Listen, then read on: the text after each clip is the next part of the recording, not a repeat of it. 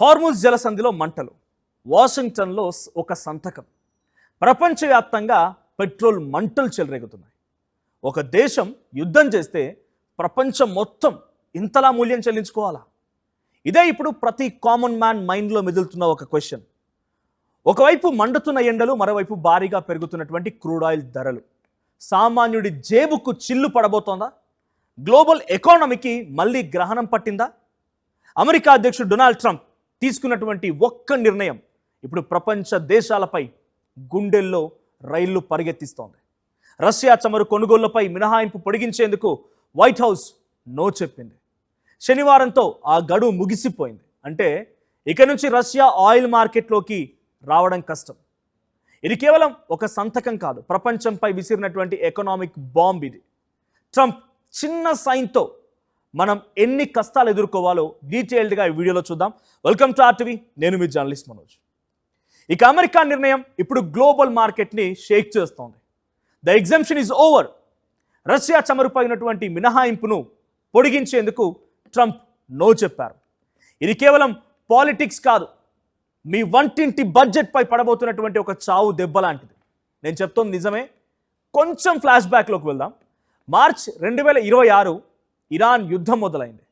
ప్రపంచానికి crude oil supply చేసేటువంటి key route strait of Hormuz మూతపడిపోయింది. ప్రపంచం అంతా ఒక్కసారిగా అంధకారంలోకి వెళ్తుందేమో అన్న భయం మొదలైంది. అప్పట్లో మార్కెట్ను బ్యాలెన్స్ చేయడానికి ట్రంప్ ఒక స్పెషల్ విండో తెరిచారు. అదేంటంటే, రష్యాపై ఆంక్షలను ఉన్నప్పటికీ సముద్రంలో ట్యాంకర్లపై ఉన్నటువంటి చమురును కొనుగోలు చేయడానికి మినహాయింపించారు. కానీ ఇప్పుడు సీన్ మారింది. మేము రష్యాను దెబ్బతీయాలనుకుంటే మీరు వాళ్లకు డబ్బులు ఇస్తారా అని యూరోప్ దేశాలను ట్రంప్ నిలదీశారు.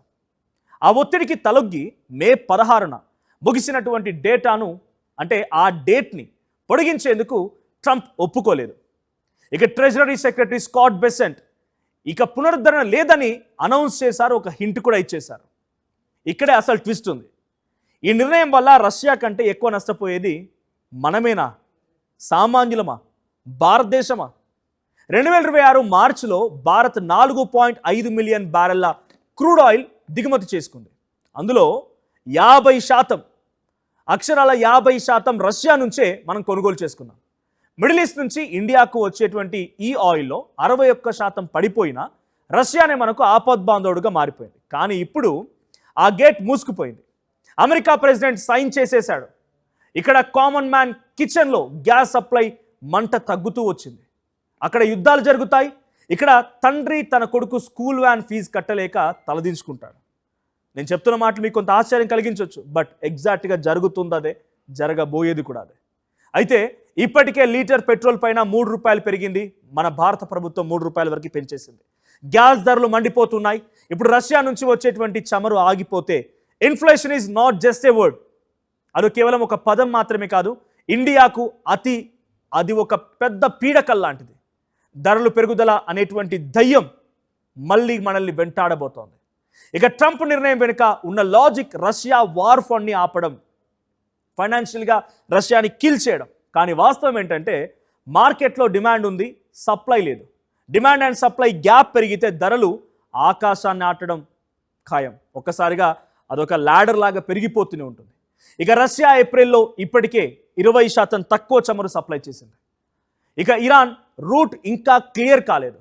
ఇలాంటి సమయంలో ఈ నిర్ణయం అగ్గికి ఆజ్యం పోయడమే. మరి ప్రపంచం శాంతి కోరుకుంటోంది, కానీ అగ్రరాజ్యాలు మాత్రం పంతాలకే పోతున్నాయి. ఈ గ్లోబల్ పాలిటిక్స్లో బలిపశు అయ్యేది ఎప్పుడు కూడా ఒక కామన్ మ్యాన్. ఇక యుఎస్ ట్రెజరీ వెబ్సైట్లో ఇప్పటి వరకు ఎలాంటి నోటీసు రాలేదు. అంటే డోర్ క్లోజ్ అయినట్టే. భారత్ ఇప్పుడు ఆల్టర్నేట్ రూట్స్ వెతుక్కోవాలి. లేదంటే రాబోయే రోజుల్లో పెట్రోల్ బంకుల్లో ధరలు బోర్డులు చూసి షాక్ అవ్వడానికి మనమంతా సిద్ధంగా ఉండాలి. ట్రంప్ నిర్ణయం సరైందా, లేక ప్రపంచ ఆర్థిక వ్యవస్థను ప్రమాదంలో పడేసినట్టుగానే మీరు కూడా భావిస్తున్నారా? మీ అభిప్రాయం ఏంటి? కామెంట్ చేయండి.